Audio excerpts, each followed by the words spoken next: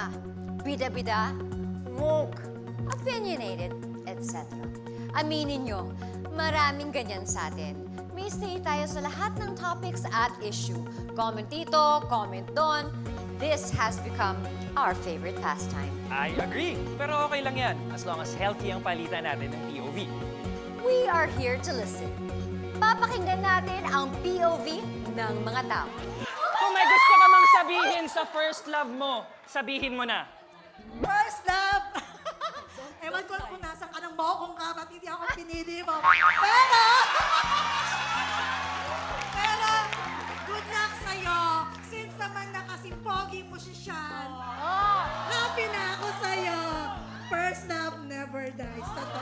Pero ginawa nating mas exciting ang POV ng mga tao. Huhulaan ng mga contestants sa studio at huhulaan nyo para manalo ng libo-libong piso.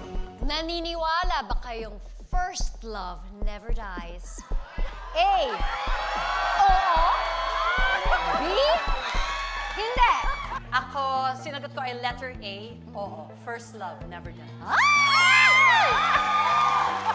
Kaya naniniwalang first love never dies kasi hanggang ngayon, buhay pa siya. Tama!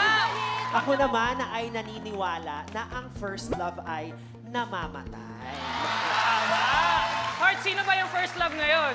First love ko? Oo. Si John Pratt.